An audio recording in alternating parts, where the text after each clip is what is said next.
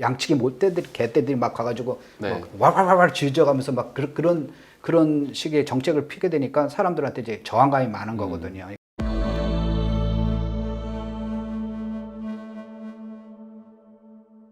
투자 인사이트를 얻을 수 있는 부동산 전문 채널 부동산 읽어주는 남자 정태익입니다. 오늘은 부동산 투자자들의 멘토라고 불리시는 아기곰님을 모셨습니다. 안녕하세요. 안녕하세요. 네, 간단하게 뭐 워낙 유명하시지만 저희 시청자분들한테 네. 소개 한번 해주십시오. 네, 아기곰이라 합니다. 저 모르시면은 이제 불인이고 저 아시면은 부동산 투자 좀 했네라고 하실 정도로 뭐 유명한 거 아니고 오랫동안 이제 네. 해왔고요. 여러분하고 똑같이 그 월급쟁이로 이제 네. 돈을 모아서 제가 자산가라고 보기보다는 월급쟁이로 돈을 모아서 그다음에 이제 자산을 일군 거죠. 그래서 근로 활동과 이제 투자 활동을 같이 하면서 그래서 그동안에 제가 이제 그 경험하고 또 배웠던 거, 공부했던 거 이런 이제 노하우를 여러분하고 이제 공유하고자 강연도 하고 이제 책도 쓰고 그래서 여러분 앞에 이제 좀 더 소개해드려 이제 나왔습니다. 네, 아니 제가 집을 처음 살 때 네. 저도 진짜 불인이고 공인인증서 비번 어떻게 입력하지 뭐 이럴 때 네. 그때도 책을 쓰시고 막 그 예, 활동을 예. 하셨던 전문가세요. 예. 활동하신 지가 그럼 벌써 한 20년 됐죠. 20년 정도 되셨으니까 예, 예. 흥망성쇠를 다 겪으셨네요. 그렇죠. 그동안에. 예. 네. 그런데 지금 상황은 지금 상승장이고 예. 상승장이 좀 꽤 이제 시간이 좀 지나가고 진행이 되고 있죠. 진행이 예, 좀 예. 된 상황인데 예. 그럼에도 불구하고 지금 집값이 떨어지기가 어렵다, 예. 상승한다라고 보시는 편이시잖아요. 예. 뭐 왜 그렇게 생각을 하시는지. 지금 상승장이 사실 보면은 그러니까 통계적으로 보면 굉장한 상승장이거든요. 네. 이게 이제 20년 만에 이제 처음 오는 상승장이라 보면 되겠습니다. 네. 가장 이제 최근에 하락했던 거는 이제 공급 과잉으로 인해 가지고 네. 이제 정부는 이제 9.13 대책이라고 주장하지만 네. 공급 과잉으로 해 가지고 2019년 8월까지 이제 하락한 게 있었어요. 1% 하락하고 그다음에 이제 2019년 8월을 이제 단기 저점을 해서 그때부터 지금까지 이제 25개월 연속으로 이제 집값이 오르고 있거든요. 네. 얼마나 그 기간 동안에 이제 집값이 올랐느냐. 그러니까 아파트값 기준으로 보게 되면은 네. 전국 아파트 매매가 상승률이 28%가 올랐어요. 네. 2년 한 달, 2년 한 달에 28개월 오른 거는요. 네. 2000년대 초반에 그러니까 IMF 국제금융위기 IMF 그 외환위기 사태 직후에 올랐던 거 네. 다음으로 두 번째예요. 네. 그러니까 그 전에 그 20년 그 사이에서는 그렇게 많이 단기간에 많이 오른 적이 없거든요. 네. 여러 가지가 이제 정책적인 문제도 있지만 세계적으로 이제 그 펼쳐지고 있는 인플레이션, 네. 그러니까 돈가치 하락 현상이 우리나라도 이제 불러일으킨 거죠. 네. 그러니까 이게 지금 엎친 데 덮친 격이죠. 그렇죠. 예, 예. 두 개가 이제 허리케인 두 개가 막 동시에 막 콜라보가 일어나면서 되는 있는 건데. 거죠. 예.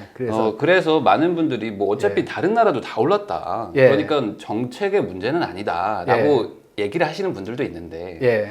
그렇게 보세요? 아니면은 정책도 큰 영향을 줬다. 그러니까 이제 이제 경제 문제하고 이제 정치 문제하고 막 엇갈려 가지고 이제 사람들이 네. 조금 이제 진실을 못 보는 경우가 있거든요. 네. 그래서 보통 현재 이렇게 집값이 오르는 현상을 갖다가 현 정부가 20여 차례 뭐 네. 25번, 26번의 대책을 내놓으면서 계속 헛발질을 해가지고 이게 악화시켰다라고 보는 사람들도 있고요. 네. 또 반대쪽에 있는 사람들은 그게 아니다. 지금 현재 보면은 이 오히려 투기 세력이나 뭐 자전거래 이런 것 네. 때문에 뭐 분여의 담화 이런 것 때문에 이제 집값이 올랐다라고 이제, 네. 이제 서로 이제 다른 얘기를 하거든요. 그래서 맞아요. 전자에서는 현재 정부의 정책을 좀 되돌리는 정책을 써야 되는 거고 이쪽 후자 쪽 얘기는 보다 더 강화를 해야 된다라고 네. 해가지고 싸우는데 근데 좀 더 이제 시각을 좀 넓게 봐가지고 보면은 다른 나라 집값들은 굉장히 많이 오르거든요. 네. 미국, 우리나라도 더 많이 올랐고요. 다른 나라도 다 많이 올랐습니다. 네. 심지어 일본도 집값이 오르고 있거든요. 네. 그러면은 그 미국이 집값 오르는 걸 갖다가 우리나라 정부가 정책을 잘못해가지고 미국 집값 올라가는 거 아니잖아요. 네. 또 우리나라 투기꾼들이 막 자전거를 해가지고 미국 집값 올라가는 거 아니잖아요. 네. 그러니까 다른 나라도 동시에 오르는 거는 바로 세계적으로 인플레이션이 네. 이제 펼쳐졌다라고 할 수가 있습니다. 그래서 네.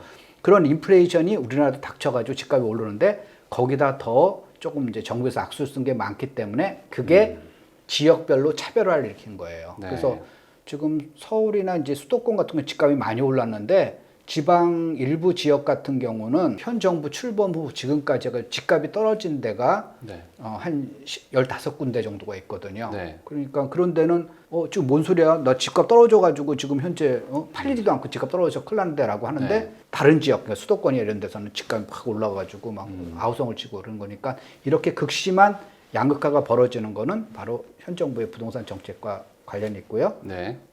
그다음에 전체적으로 평균적으로 집값이 오른 거는 인플레이션하고 관련이 있다 이렇게 보고 있습니다. 네, 저도 여기에 동의하는 게 외국 같은 사례는 네. 이렇게 극단적으로 어떤 한 종목, 어떤 지역만 급등하지는 않고 전체적으로 그런 적은 없어요. 올라가는 네. 건데 같이 올라가는 같이 떨어지죠 네. 대부분. 그런데 우리나라는 그게 아니라 전체적으로 평균은 올라갔지만은 네. 이게 이렇게 양극화가 굉장히 심하거든요. 그렇죠. 그거는 이제 정책적인 문제인 거예요. 그러니까 우리 이게 인플레이션이 우리나라에도 영향을 줬기 때문에 이게 네. 돈이 많이 들어오고 그렇죠. 돈의 양이 네. 늘어난 건 맞는데 이게 네. 쏠리게 된 거는 정책이라는 거잖아요. 예, 그렇습니다. 예. 그러면 그렇게 쏠리게 되는 정책 예. 가장 큰 게 뭘까요? 이제 우선 이제 그 파리 대책, 그러니까 현 정부의 그 부동산 정책에서 가장 처음인 게 이제 파리 대책 아닙니까? 물론 그 전에도 약간 짜잘한 게 있었지만은 네.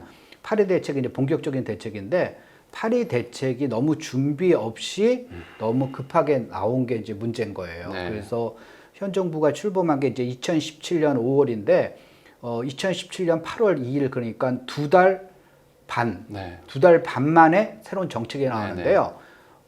이 부동산이라는 정책, 부동산뿐만 아니라 다른 경제 정책도 충분한 이제 공부가 되고 이것이 이런 정책을 나왔을 때 어떻게 시장에 영향을 끼칠 것인가 이런 걸 좀 더 주도 면밀하게 좀 시뮬레이션도 해보고 네. 이제 다양한 전문가를 포함해서 다양한 의견을 듣고 이제 그 정책을 세웠어야 되는데 너무 급하게 이제 보여주기 위해서 네. 우리는 이전 정부하고는 달라. 우리는 이 정도의 화끈하게 우리는 이렇게 할 수 있어라는 걸 너무 빨리 보여주려고 서둘다 보니까 그러니까 엉뚱한 정책을 내온 거죠. 그때 저도 기억나는 게 그때 그 네. 노무현 정권 때의 정책들을 모아서 약간 종합 선물 세트다라는 식으로 그렇죠. 갑자기 발표가 확 났어요. 그래서 그게, 그 주로 이제 사람들이 이제 심리를 흔들어 가지고 이제 네. 앞으로는 부동산으로는 돈을 벌 수 없다라는 이제 네. 사람들한테 이제 공포감을 주기 위해서 네. 이제 정책을 막 이제 폭탄을 갖다가 이제 네. 했는데 그거 하나하나가 이제 부작용이 막 나는 거죠. 그때 이제 뭐 집을 뭐 언제까지 팔아라 뭐 이런 얘기도 그쵸. 하면서 네, 이제 앞으로 진짜 이거 돈 못 번다. 예, 예. 그래서 실제로 판 분들도 많았거든요. 그렇죠. 예. 근데 그 정책이 부작용이 어쨌든 일어났다는 거면 그렇죠. 그 어쨌든 뭐 근본 원인 그 정책을 어떻게 설계했길래 이렇게 부작용이 나는 걸까? 뭐 어떻게 보세요?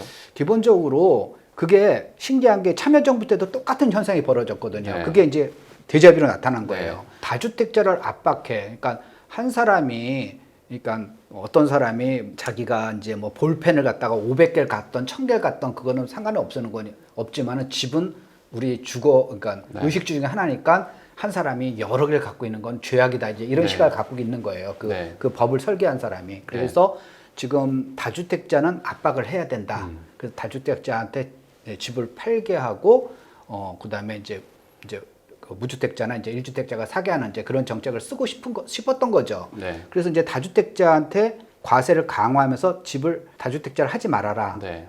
이제 그 팔 수 있는 기회를 네. 2017년 8월 2일에 발표했지만 2018년 3월 32일까지 네. 파는 거는 봐주겠는데 네. 4월 이후에 팔게 되면 너희들은 정말 이제 헬게이트가 열릴 거야. 네, 막 세금을 이제, 막 세금 때리겠다. 막 때릴 거야. 네. 그러면서 이제 이렇게 이제 사실 막 협박을 한 거죠. 네. 그러니까 이제 우리나라 사람도 굉장히 순진하거든요. 네. 그러니까 그래? 그럼 다주택자가 이제 어떤 사람이 이제 10채를 갖고 있는 사람이 있었다고 네. 가정해 보죠. 그럼 이 사람이 이제 집을 팔 거예요. 정부에서 나라님이 다주택자 하지 말라고 그러니까 팔아야겠다 가지고 파는 거예요. 네. 팔으면 이제 이 집이 남았던 안 남았던 팔고 나면은 매매가하고 전세가 차이가 있을 거 아니에요. 네. 그럼 이제 하나당 1억씩의 이제 차익이 그렇죠. 아니라 이제 어떤 뭐 자기 투자금이든 투자금이든 뭐가든 하여튼 뭐 돈이 남은 나오죠. 거든 하여튼 1억씩 나올 거예요. 그럼 이제 10개를 팔았어요. 그럼 10억의 돈이 생기는 거예요. 네. 이 사람 다주택자 하지 말라니까 팔았어요. 네. 10억에 그걸 갖다가 자금이 생겼어요. 그러면 그 10억 원 갖고 뭘 할 것인가? 네.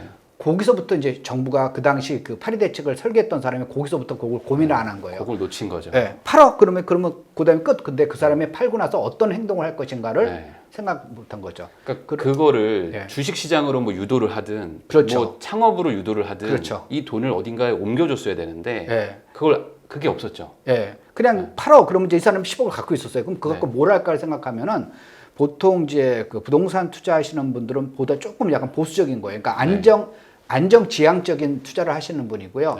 보통 이제 그런 분들이 비트코인을 하지는 않아요. 그래서 그분들이 보통 이제 그러면 10억을 갖다가 다 소비하지도 않아요. 그러니까 저 돈 있으면 내가 정말 해외여행도 하고 뭐 정말 롤렉스 한 10개 정도 사고 뭐 그다음에 벤틀리도 사고 뭐 그렇게 생각할 것 같지만 그럴 분들은 부동산을 안 해요. 그렇죠. 그거는 그렇게 생각한 사람은 돈이 없기 때문에 그렇게 생각하는 거고 돈 있는 사람은 그렇게 생각 안 하거든요. 그래서 그 사람들은 그거 팔고 나가지고 10억 갖고 그러면 이 10억 갖고 내가 노후 대책을 해야 되는데 그럼 이거 갖고 어떻게 해야 될 것인가? 그럼 집을 다시 살려고 그러면 아까 그 정부가 뭐라 그러냐면 여러 채 사지 말라 그랬잖아요. 그럼 한 채만 사야죠. 한 채만 사면 아까 1억 차익이 1억 들어가는 거 하나 사게 되면 9억이 남잖아요. 그러니까 이 돈을 놀릴 수가 없잖아요. 그러니까 그 10억을 몽창해 가지고 한 채를 사는 거예요. 결국 무슨 얘기냐면 저가주택 10채를 팔아서 고가주택 한 채를 사게 되는 겁니다. 그래가지고 신기하게도 보면은 그걸 갖다가 우리가 고가주택 이제 그 KB 국민은행 통계표에 들어가면 그 나오는데 고가주택 가격을 이제 저가주택 가격으로 나누는 게 바로 5분위 배율이에요. 그래서 5분위 배율인데 그래서 5분위 배율이 5라 그러면 고가주택 한 채 팔 때 저가주택을 5채 살 수 있다는 거고 5분위 배율이 8이다라고 하게 되면은 한 채 팔면은 8채를 살 수 있다는 거예요. 그러니까 하위 20% 대비 상위 20%가 8배가 비싸다. 8배. 5배가 비싸다. 이런 얘기를 하는 근데 거죠. 현 정부 출범할 때는 5배가 안 됐어요. 4점 몇 %밖에 됐는데 지금은 8점 몇이에요. 그러니까 이렇게 2배가 늘어나는 거예요. 그러니까 무슨 얘기냐면 사람들이 저가 주택을 팔고 고가 주택을 산 거예요. 자, 그래서 지금 현재 보면 현 정부 출범은 지금까지 집값 올라가는 지역이 어디냐 하면은 현 정부 출범해가지고 지금까지 집값 올라가지고 1위가 뭐 1위부터 시작해가지고 이제 쭉 있을 거 아니에요. 1위부터 30위까지 중에서 지방은 딱 2군데밖에 없어요. 세종시하고 대전 서구. 나머지 1위부터 이제 30위 중에 나머지 28개 지역은 수도권. 그리고 집값이 비싼 동네. 그다음에 아까 현 정부 들어와서 집값이 떨어진 데도 있다 그랬잖아요. 그런 데는 이제 지방. 지방의 아주 소도시 뭐 읍면, 군단위 이런 데들은 그런데 이제 거기 10채 갖고 있던 사람이 그걸 팔아가지고 한자를 하나 사라는 거니까 이제 비싼 걸 사야 되잖아요. 그 비싼 걸 사는 거니까 이제 소위 똘똘한 데를 사는 거죠. 그러니까 이 정책의 설계가 이제 전반부는 이제 파세요. 이제 팔아서 1주택자들이 이제 무주택자들이 1주택을 가져서 이제 집 개수를 조금 약간 좀 평준을 하자라는 의도는 거였는데 좋죠. 의도는 좋았어요. 그 의도가 이제 결과로는 똘똘한 한 채를 사세요라고 해석이 돼버린 거죠. 그렇죠.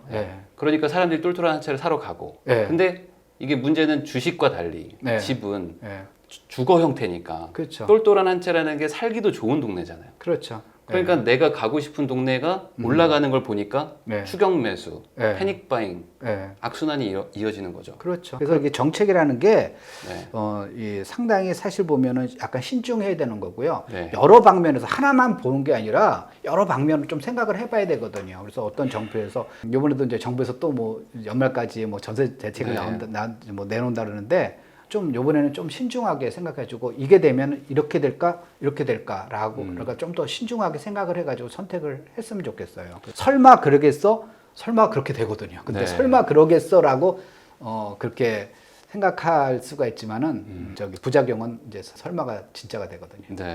그러면 또 하나 많은 분들이 좀 약간 논란이라고 할 수 있는 뭐 정책 중에 하나가 또 임대차 3법 해서 특히 뭐 계약갱신 청구권의 전월세 상한제도 있는데. 이 부분이 이제 내년 8월부터 이제 본격적으로 이제 계약갱신을 못하는 분들이 나타난다는 거죠. 이제 2년을 다 썼으니까. 그분들이 이제 계속 나타나는데 현재 시장은 뭐 잘 아시겠지만 가격이 전세 가격도 엄청 차이 나잖아요. 그렇죠. 이 부분은 어떻게 3분화돼가지고 상중 가격까지 나타나고 있는데 이 부분에 대해서는 어떻게 생각하세요? 이게 앞으로 잡힐 것 같으세요? 아니면 위로 따라 붙을 것 같으세요? 그게 이제 현 정부에서 또 이제 그걸 이제 준비를 뭔가 하겠죠.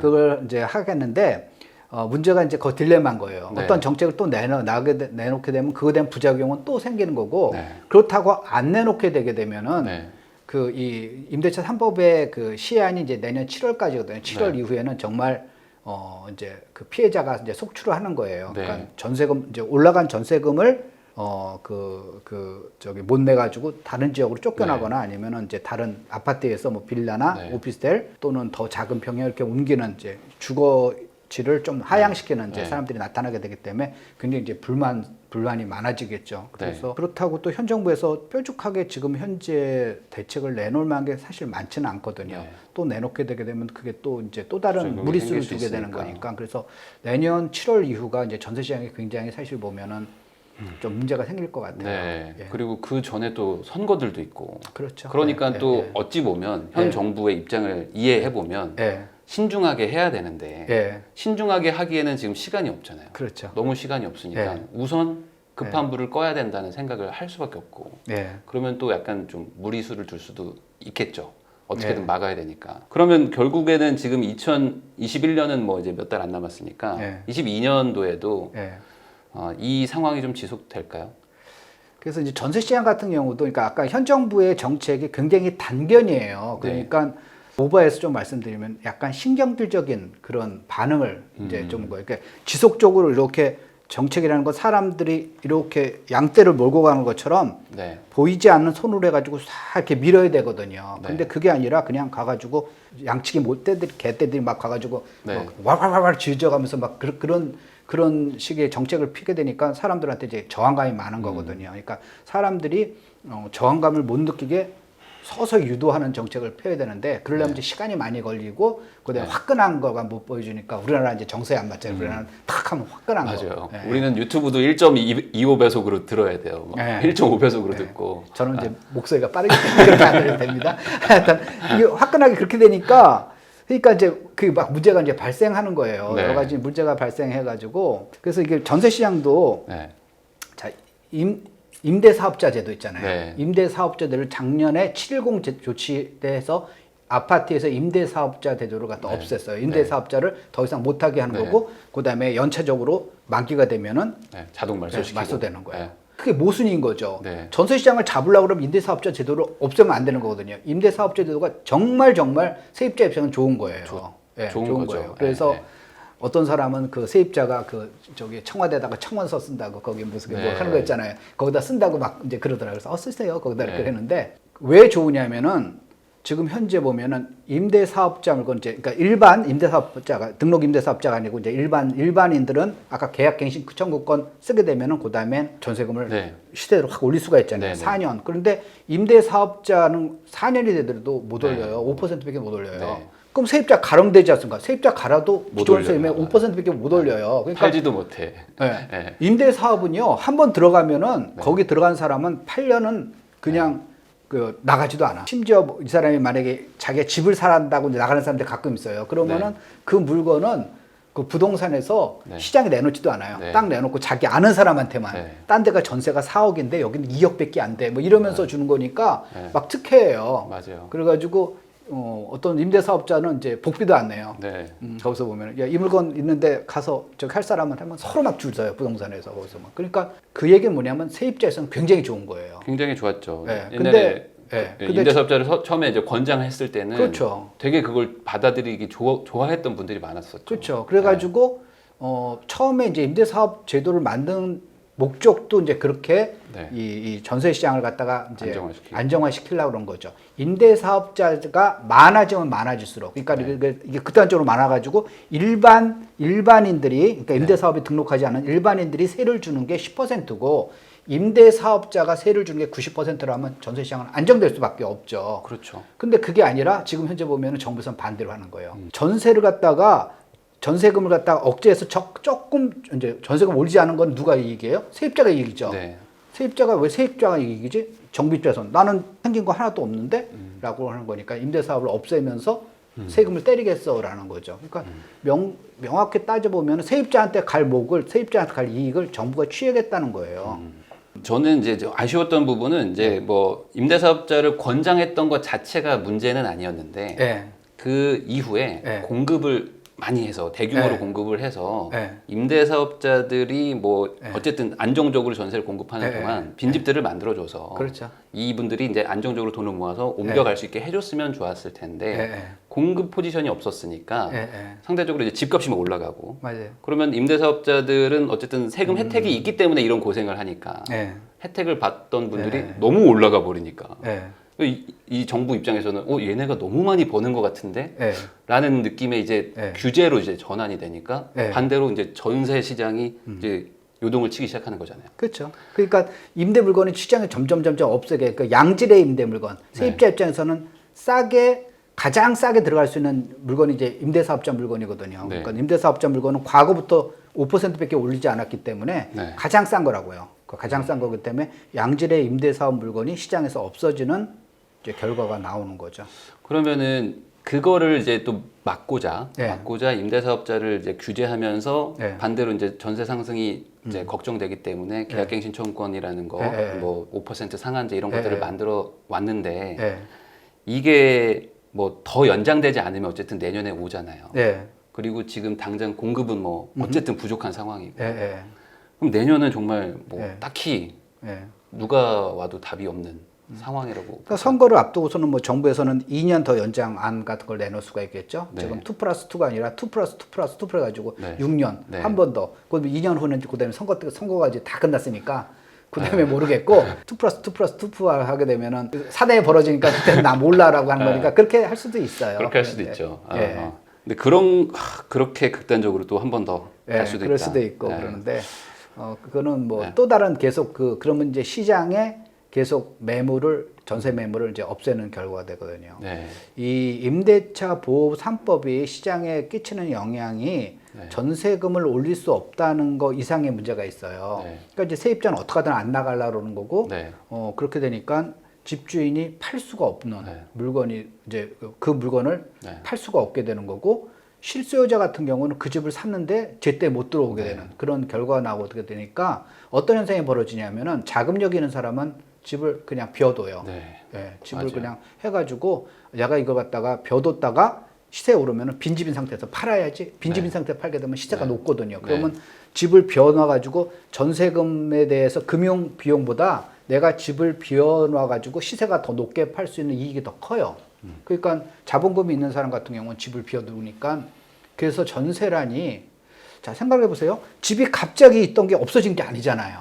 그리고 우리나라 세대수나 가구수 그 인구가 갑자기 늘어난 게 아니잖아요. 특히 19년에 비해서 2020년에 인구가 줄었는데 세대수는 늘어서도 갑자기 세대수가 그러니까 수요가 갑자기 갑자기 늘어나거나 기존에 있는 재고 갑자기 줄어드는 게 아닌데 갑자기 왜 전세란이 벌어졌나를 생각해 보면은 그 중에 일부가 모든 집이 그렇지는 않지만 그 중에 일부가 집을 비워놓은 사람들이 있다라는 거예요. 그러니까 시중에 전세 매물이 옛날에는 100개인데 이게 임대차 보호 3법 때문에 더 줄어서 나온 것도 있지만은 집을 갖다가 비워놓은 사람도 있기 때문에 그러면은 뭐 빈집세를 또 만들까 모르겠는데 그럼 맨날 가가지고 가구 방문해가지고 실제로 가구 조사가 저녁에 10시에 사람 없으면 가서 전기세랑 수도세 가지고 세금 내고 체크하고 그렇게 할 수도 없고 그리고 또 하나의 또 정책 중에 하나가 실거주 강화가 있었어요.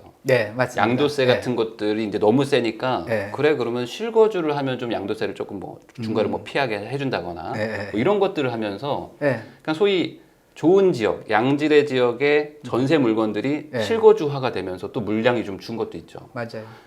그러니까 이런 정책들이 지금 전체적으로 콜라보가 오고 거기에 지금 인플레이션 유동화가 막 들어오면서 극단적으로 지금 가격이 가고 있잖아요.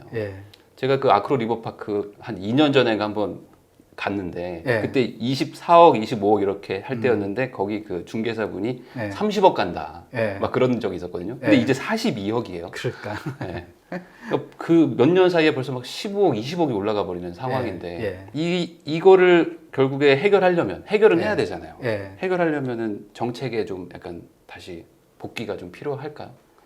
일부는 이제 그 현재 시점에서는 현 정부 하에서는 이제 급진적인 이제 그 변화는 없을 거예요. 이제 이미 너무 많이 와 있기 때문에 변화는 없어도 이제 정권이 바뀌거나 아니면 이제 같이 여당이 이제 재집권을 하더라도 옛날에 그 DJ 정권에서 참여 정권으로 바뀔 때도 사실 보면 이제 크게 보면은 민주당 그 계열이잖아요. 근데 그때도 보면은 그 참여정부가 그 이전 정권하고 분명히 선을 걷거든요. 그래서 차기 정권에서 민주당 쪽에서 다시 재집권을 한다 하더라도 현 정부의 정책이 100% 그냥 간다고 볼 수가 없어요. 거기서 보면은 계속 가게 되면은 새로 집권한 사람 입장에서 보면은 현 정부에서 한 그 실책까지 자기가 책임져야 되는 거니까 자기는 다르다. 그 사람들은 어설프게 해서는 거고 나는 이렇게 확실하게 할 수 있다. 그래가지고 뭔가 이제 변화가 있겠죠. 네. 그럼에도 불구하고 뭐 뾰족한 수가 마땅히는 없죠. 뭐 결국에는 이거의 핵심은 네. 양질의 그러니까 네. 좋은 지역에 네. 뭐 사람들이 원하는 네. 주택을 대규모로 공급하는 거 네. 이거니까. 그렇죠. 네. 근데 지금 당장은 없잖아요. 네. 당장은 입주 물량도 좀 부족하고. 그러니까 부동산적인 이제 크게는 이제 경제 정책, 작게는 이제 부동산 정책 같은 게 네. 한 달, 두 달 내에 끝날 수 있는 건 없어요. 네. 그리고 전 세계적으로 그렇게 하는 사례도 없고 네. 과거에서도 그렇게 하는 거는 다 이제 사고만 치는 거지 네. 성공한 적이 한 번도 없어요. 그래서 네. 이거는 장기적으로 이제 장기적으로 문제를 풀어나가야 되는 거고 그 핵심은 이제 아까 말씀한 대로 이제 공급이 좀 양질의 주택이 공급을 많이 돼야 되거든요. 네. 사람들이 언제나 내가 싸게 좋은 집을 살 수 있다는 믿음이 있으면 사람이 서둘 필요가 없죠. 네. 근데 사람들이 공포감을 느끼고 빨리 사야 된다는 건 뭐냐면은 양질의 주택이 앞으로 점점 공급이 안 될 거야라는 이제 생각을 가지니까 네. 하루라도 빨리 사야겠다라고 사람들이 이제 서두는 거죠. 현재 보면은 현재 집값 올라가는 것도 이건 정상적이 아니라고 보거든요, 저는. 네. 그래서 아까 당신 뭐 인플레이션 때문에 집값 올라가는데, 예, 인플레이션 네. 때문에 집값 올라가는 건 제가 아까 이제 원인이라고 말씀드렸는데 지금 집값 올라가는 거에 또 하나의 이제 정말 비이성적으로 올라가는 것 자체가 보면은 매물이 나올 수 없는 구조인 거예요. 네. 예. 그러니까 시중에 파는 사람이 많으면은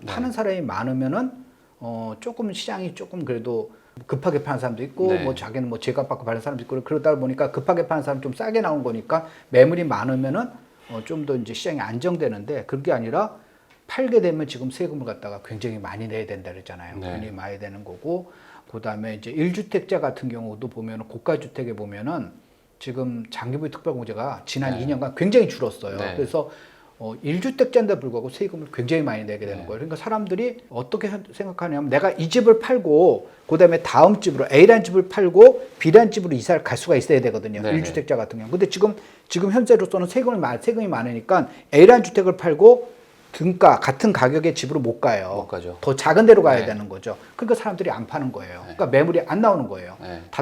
다주택자 같은 경우는 세금을 굉장히 많이 내야 되는 거니까 또 안 팔아요. 네. 그러니까 어떤 현상이 벌어지니까 시중에 거래가 굉장히 줄어들죠. 네.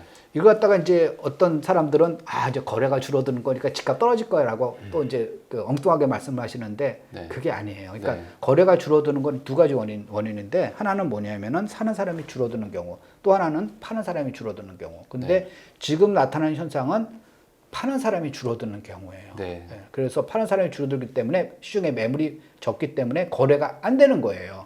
그래서 이제 통계적으로 말씀드리면은 현 정부 줄범해가지고 지금까지 8월 말까지 그 거래량까지 이제 네. 발표됐거든요. 그 거래량 평균 거래량 있을 거 아니에요. 그 지방하고 이제 수도권하고 나눠서 보면은요. 현 정부 출범해서 지금까지 거래량하고 그다음에 올해 들어와서 거래량하고 보면은 지방은 거래가 늘었어요. 17%가 늘었어요. 네. 수도권은 현 정부 출범해가지고 평균 거래량하고 그다음에 올해 들어와서 평균 거래량 하게 되면은 거래량이 2%가 줄었어요. 자, 그 얘기가 뭐냐면 수도권은 거래가 줄고 있고 지방은 거래가 크게 늘고 있다라는 거예요. 네. 그러면 거래가 늘어나면 집값 오르는 거고 거래가 줄어들면 집값 떨어진 거라고 엉뚱하게 알고 있는 사람들 보면은 그럼 지방 집값이 올라가고 수도권이 떨어졌어야 되잖아요. 네. 근데 결과는 반대예요. 네. 지금 8월 말까지 아까 이제 거래량이 8월 말까지 네. 한다니까 8월 말까지 수도권이 18% 정도 올랐어요. 아파트 값이. 네. 그런데 지방 같은 경우는 그거의 절반밖에 안 올랐어요. 그러니까 거래가 많이 있는 데는 집값이 적게 오르고 네. 거래가 안 되는 데는 집값이 많이 오르는 기현상이 벌어지는 거죠. 네. 그래서 거래량 그 이유는 뭐냐면은 지금 현재 거래가 줄어드는 거는 아까 파는 사람이 줄어드는 거고 네. 그럼 시중에 매물이 나올 수 있는 정책을 써야 되는데 네. 현 정부에서 지금 현재 그렇게 하기엔 좀 어려우니까 이제 스텝이 꼬인 거죠. 그래서 결론은 이대로 가면은 계속 상승이 온다고 보시는 거죠. 어쩔 수 없이. 현재로서는 뭐 당분간 이게 하락을 할 수 있는 네. 뭐 현 정부가 노력을 안 하는 건 아니에요. 네. 지금 이제 최근에는 전세자금 대출 이런 걸 굉장히 규제를 하잖아요. 네. 그러니까 기본적으로 주택 시장으로 들어오는 자금을 끊겠다는 거죠. 주택 담보 대출을 집중적으로 끊었었잖아요. 그래서 작년 이후로 그래서 15억 이상은 대출이 하나도 안 나오고 네. 9억 이상은 9억이 넘는 거는 이제 그중 일부만 나오고 이렇게 줄었는데 그래도 집값이 안 잡히니까 그래? 그러면 갭 투자하는 사람들은 타격을 주기 위해서 전세 자금 대출을 막자라고 해가지고 지금 현재 대출 규제를 굉장히 하고 있는데요. 노력을 안 하는 게 아니에요. 그래서 그런 부분에서 꽤 노력을 해요. 하는데도 불구하고 전반적으로 이 집값을 잡기에는 지금 역부족인 상황이죠. 저는 이렇게 이해를 하고 있거든요. 그러니까 기존에 집을 이제 10명이 팔고 집 사는 사람이 10명이 있다면 서로 그냥 거래가 이제 잘 되는데 그렇죠. 지금은 이제 정책 때문에 집 파는 사람이 이제 한두 명으로 팍 줄었잖아요. 그렇죠. 그러니까 이제 경쟁률이 막 거의 막 5대1, 10대1이 돼버렸잖아요. 그러면 이제 이 파는 사람을 늘려주면 되는데 그렇죠. 현 정부의 정책은 이제 이걸 늘린다기보다는 사는 사람 이 수요를 줄여버리는 거예요. 그렇죠. 대출을 안 해주고 뭘 막고 막 취득세 올리고 뭘 해가지고 여기를 줄여가지고 경쟁률을 1대1로 맞춰보고 싶은 거잖아요. 근데 문제는 그렇게 되면 필연적으로 사지 않으면 빌리러 가야 되니까 전세나 뭐 이쪽에서 이제 막 풍선 효과가 생기는 거고. 그래서 결론은 이 팔게 만들어줘야 되는 거죠.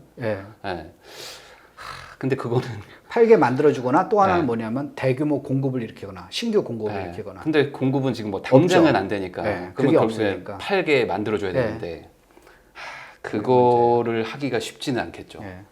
수요가 옛날에 비해서 줄은 건 사실이에요. 그러니까 옛날에 10명이 산다 그러면은 지금 정부의 정책이 먹혀 들어가지고 5명밖에 안 돼요. 그러니까 10명에서 5명, 반이 수요가 줄었다고 보시면 되겠어요. 근데 파는 건 옛날에 10명이 파는 게 지금 1명으로 줄었기 때문에 경쟁력이 옛날에 1대1인데 지금 5대1이 돼버리는 그런 상황이에요. 거기다 그러니까 그 경쟁률은 또 똘똘한 한 채로 다 가 있고. 그러니까요. 거기서 보면은 떨어질 것 같은 경우는 아까 보면은 사람들이 1가구 1주택자는 나는 실수요니까 나는 뭐 집값 오르는 거와 떨어진 거 상관없어 라고 생각할 수가 있는데 그게 아니라 어떤 사람은 A라는 지역 사고 어떤 사람은 B라는 지역 샀어요. 처음에는 이제 똑같아요. 가격이 똑같아요. 근데 A라는 지역은 이제 똑같이 3억에 샀어요. 5년 후에 A라는 지역은 5억에 올랐어요. 5억으로 돼서 3억에 5억이 된 거고요. B라는 주택 그때 3억이에요. 자, 근데 이 사람은 나는 실수요자야. 그래서 살 거야 라고 생각하지만은 A라는 지역에 간 사람은 나중에 이걸 팔고 B로 갈 수도 있어요. 근데 B라는 지역 산 사람은 절대 A라는 지역은 못 가거든요. 돈이 모자라서. 그러니까 결국은 1가구 1주택자도 자기 집값이 내가 거기서 차액을 벌어가지고 그거 갖고 뭐 부자 될 거가 아니라 다른 지역에 옮겨가려면은 시장 평균 이상 상승률을 올려야 되는 거거든요. 그러니까 1주택자일수록 오히려 더 신중하게 결정을 해야 되는 거고 실제로 또 시장에서 그렇게 되고 있으니까 자꾸만 이제 똘똘한 한 채로 이렇게 수요가 몰리는 거고요. 다주택자는 좀 이제 뭐 어차피 해지를 하는 거니까 뭐 이거 많이 오른 것도 있고 적게 오른 것도 있고 하여튼 뭐 적게 올라도 뭐 투자 안 한 것보다 나으니까 뭐 여기저기 막 투자하는 거니까 이제 다주택자는 좀 더 많이 투자하는 거고 1주택자는 좀 더 신중하게 투자하는 거고 그렇게 입장이 이제 구분되죠. 그러면 결국에 지금 다주택자들은 규제를 하고 있고 그게 정부의 정책이 뭐 어쨌든 먹히고 있는 거잖아요. 버티고 있는 것뿐이지 먹히고 있는 건 맞잖아요. 힘들어지고 있는 건 맞고. 그래서 전체적으로 봤을 때 지금 과도하게 가지고 있는 분들 입장에서는 조금 뭐 정리를 할 필요성이 좀 있을까요? 다주택자 입장에서 보면은 이제 세금까지 저는 이제 보면은 이렇게 다주택자에서 집을 무리하게 늘리지 말아라고 이제 주장하는 사람인데 집값이 떨어질 것 그럼 이건 집값 떨어질 것 가지고 사지 말라는 거예요. 그게 아니라 세금까지 계산해 가지고 좀 해보시라는 거죠. 그래서 내가 그 뭐 자산이 지금 얼마인데 그러고 따지는 건 아무 의미가 없어요. 팔고 나서 내 손에 쥐을 수 있는 자산이 얼마인데, 그러니까 순자산을 계산을 해야지. 그러니까 내가 집이 몇 채가 있고 10억짜리가 몇 채가 있으니까 나는 재산이 얼마고 그거 아무 의미가 없다니까요. 그거를 팔았을 때 손에 쥐는 건데 실제로 보면 현 정부나의 세법하에서 팔아가지고 자기 주머니에서 과연 그만큼 본인이 생각하는 것만큼 수익이 생길까를 좀 생각을 해봐야 돼요. 그러니까 무리하게 지금 현재 상태에서 주택수를 늘리는 것보다는 오히려 약간 이제 이렇게 똘똘한 걸로 위주로 해가지고 조금 더 좀 뭐 10개였다면은 조금 좀 빠지는 걸 빼고 빠지는 걸 빼가지고 그래야지 6, 7개를 좀 줄이고 세금을 이제 종부세나 이런 거 세금을 줄일 수 있는 방법이죠. 그리고 아까 말씀하셨듯이 1주택자들 입장에서는 지금 어쨌든 막 상승장이고 내 집보다 내가 갈 집이 더 올라갈 수도 있기 때문에 그렇죠. 능력이 된다면 갈아타기를 해라라는 얘기신 거죠. 능력이 되는 한 이제 좀 더 본인이 할 수 있는 것은 제일 똘똘한 그런 것을 선택을 해야 되는 거고요. 그러니까 남들이 막 달리고 있는데 나 혼자 걸어가면 뒤처지는 거니까. 이 경제 문제에서 가장 피해야 될 게 이제 사실 보면 어떤 아집이에요. 내가 여태까지 딴 사람은 뛰어가지고 이제 시작 그래도 바다닥 하고 뛰어가고 있는데 자기는 저 뛰어가는 거 나중에 저보다 조금 앞에서 조금 가면은 거기 절벽이 떨어져가지고 벼랑로 다 떨어질 거니까 네. 이제 봐 그랬더니 안 떨어지고 계속 가는 거예요. 네. 근데 여기서 내가 쫓아가기에는 자존심이 막 상하거든요. 네. 그리고 쫓아가면은 더 힘들고 그러니까 쫓아가니까 이제 나는 자기도 어느 정도 이게 아닌 것 같아 라면서 끝까지 우기시는 분들이 있는데 그러면 손해예요. 자기가 그 경제 상황은 물론 계속 바뀌기 때문에 어저께까지 맞았던 게 내일부터도 계속 맞는다고 볼 수는 없어요. 근데 없는데 거기서 보면은 그렇다고 거기서 보면 내가 내 고집을 계속 뭐 자기는 소신이라고 그러는데 소신을 지킨다고 세상이 나를 중심으로 해서 바꿔주는 건 아니거든요. 그러니까 자기가 지금 현상을 정확하게 냉정하게 해가지고 내가 지금 제대로 가는 방향인지 아니면 내가 잘못 착각한 건지 좀 생각을 해볼 필요는 있어요.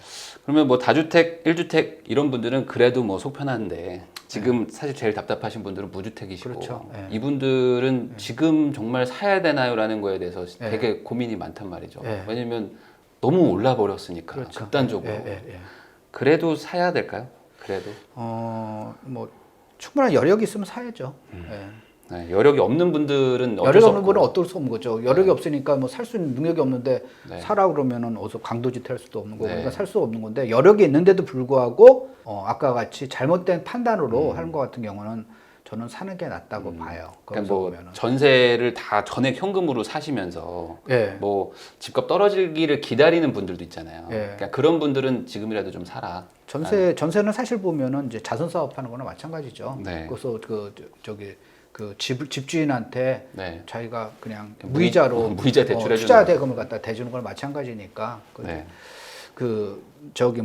옛날에 그러니까 집값이 올라요 떨어지는 예시는 이제 고조선 때부터 이제 있었던 거고 아주 옛날에 했던 거예요. 그래서 IMF 이제 직후에 제가 이제 IMF 직후에 물론 그 전부터도 투자를 했어요. 그러니까 저는 1980년대부터 이제 투자를 했는데 근데 이제 본격적으로 아기금이나 이제 필명을 갖고 이제 활동한 게 이제 아까 말씀드린 20년 전이거든요. 20년 전부터 했는데 그 당시에도 이제 어떻게 되냐면 강남의 집값이 3억이 안 됐어요. 3억이 안 됐습니다. 그래가지고 그 당시에 어떤 사람이 강남 집값이 절대 평당 1,000만 원이 넘지 않을 걸 갖다가 여러 가지 수식을 넣어가지고 증명을 했어요. 어떤 인구, 뭐 국민소득 해가지고 뭐 곱하기 뭐 어떻고 상수가 얼마고 상수는 어디서 가져오고 뭐 이상한 것도 그 말도 안 되는 거 막 여서저거 해가지고 절대 이러이러한 이유로 강남의 집값은 절대 평당 1,000만 원이 넘을 수 없다.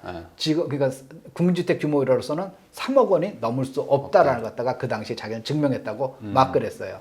자, 여러분은 이제 과거로 돌아갈 수가 있다면은 3억 원에 지금 강남에 있는 집을 살려면 사겠어요, 안 사겠어요? 사채 쓰러?